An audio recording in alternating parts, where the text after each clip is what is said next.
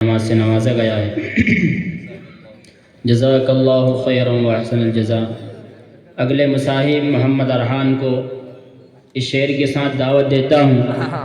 ستم ظریفی کا حال دیکھو وہ خون کی مہندی لگا رہے ہیں، ستم ظریفی کا حال دیکھو وہ خون کی مہندی لگا رہے ہیں، ہمارے گھر کو لگا کے آتش وہ اپنی شمع جلا رہے ہیں۔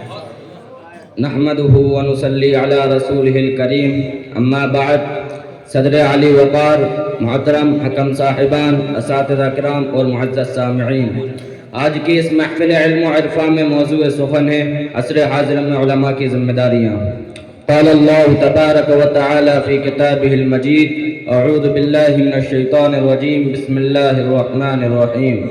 لولا ينهاهم الربانيون والأحبار عن قولهم الإثم وأكلهم السحت لبئس ما كانوا يصنعون۔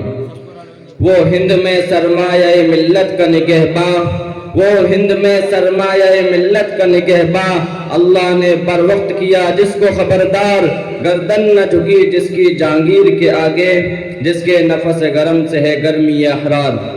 حضرات، آج مسلمان جس دور سے دوچار ہو رہے ہیں، جن حالات کا شکار ہو رہے ہیں، جن مصائب سے نبرد آزما ہیں، وہ فتنہ انگیز و شرانگیز دور، چونکہ اسلام صدق و صفا، امن و امان، عدل و وفا کا درس انسانیت کو دیتا ہے، اور ہر موڑ پر گمراہی کے سیاہ بادلوں کو چیر کر حق کے شاہ پاروں کو جگمگاتا ہے، قدم قدم پر ضلالت کی موج تلاطم کو الٹ کر بڑکی ہوئی انسانیت کو راہ جنت کی طرف گامزن ہونے کا پیغام دیتا ہے۔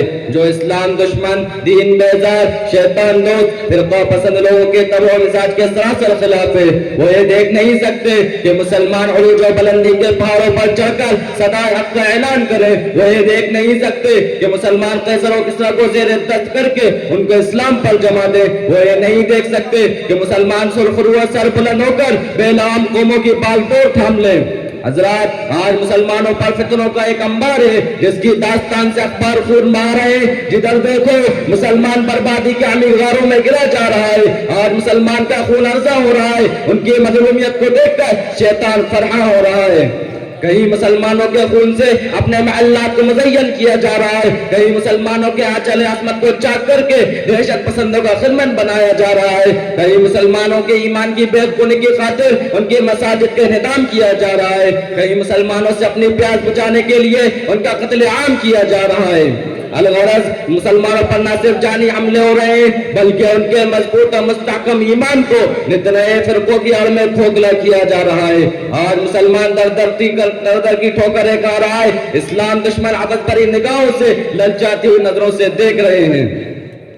حضرات، رسول اللہ صلی اللہ علیہ وسلم نے ارشاد فرمایا کہ مسلمانوں پر ایک ایسا دور آئے گا کہ غیر قوم مسلمانوں پر اس طرح ٹوٹ پڑے گی جیسا کہ دسترخوان پر عرصہ دراز سے بھوکے ٹوٹ پڑتے ہیں۔ گویا کہ ایک دسترخوان بچھا ہوا ہوگا اور اس دسترخوان پر یہود و نصارے ایک دوسرے کو اس طرح بلائیں گے جیسا کہ تناول طعام کے لیے بلایا جاتا ہے، اور اس دسترخوان پر بجائے کھانے پینے کی اشیاء کے کمزور مسلمان ہوں گے۔ ٹھیک یہی حال آج دنیا میں نظر آ رہا ہے، مسلمانوں کو اتنا سے محصول کیا جا رہا ہے، یہاں تک کہ مسلمانوں کے حقوق حکومتی کی جانب سے تلف کیے جا رہے ہیں۔ کوئی ان کی لاٹھیوں کو توڑنے والا نہیں، کوئی ان کے دستے ستم کو توڑنے والا نہیں، یتیموں کی چیخوں کا کوئی اثر نہیں، بیواؤں کی آہوں کی کوئی فکر نہیں، بچوں کے بلبلاہٹ کا کوئی غم نہیں، گویا کہ ان کے سینے میں دل کی جگہ پتھر ہے۔ ستم ظریفی کا حال دیکھو وہ خون کی مہندی لگا رہے ہیں، ستم ظریفی کا حال دیکھو وہ خون کی مہندی لگا رہے ہیں، ہمارے گھر کو لگا کر آتش وہ اپنی شمعیں جلا رہے ہیں۔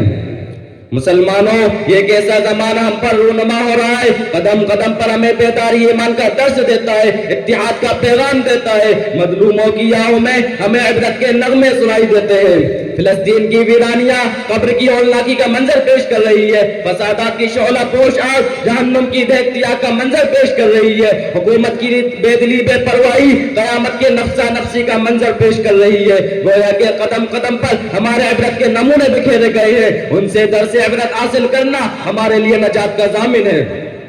آج علماء کی ذمہ داری ہے کہ وہ دنیا کی رنگینی اور بے پرواہ ہو کر اطاعت و فرما برداری کی روشن کرنوں سے اپنی زندگی کے تاریک گوشوں کو روشن کرے.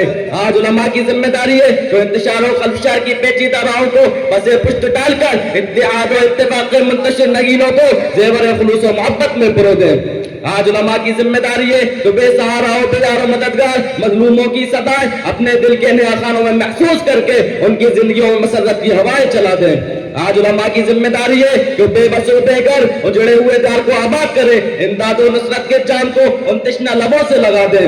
آج علماء کی ذمہ داری ہے کہ وہ اسلامی حدود کی حفاظت کے لیے سر بکفن ہو کر شمشیر طاق کو تھام کر برسر بیکار ہو جائیں. آج علماء کی ذمہ داری ہے کہ امت اسلامیہ انڈیا کی اسلامی تعلیمات کے مطابق ذہن سازی کرے, مدارس و مکاتب کا جال بچھا کر نو نہالان امت کے اسلام میں حفاظت فرمائے. کفر و شرک کے عالم بردار اپنی تہذیبوں کے زہر کو مسلم بچوں کے ذہنوں میں اتارنے کے لیے کمر بستہ ہو چکے ہیں, اس لیے کہ ان کو اسلامی شعار سے دلی نفرت ہے. وہ ہر اس علامت کو بھج کر پھینک دینا چاہتے ہیں جس سے اسلام کی بو آتی ہو. مسلمانوں, آج ہمیں بہت زیادہ بیدار ہونے کی ضرورت ہے.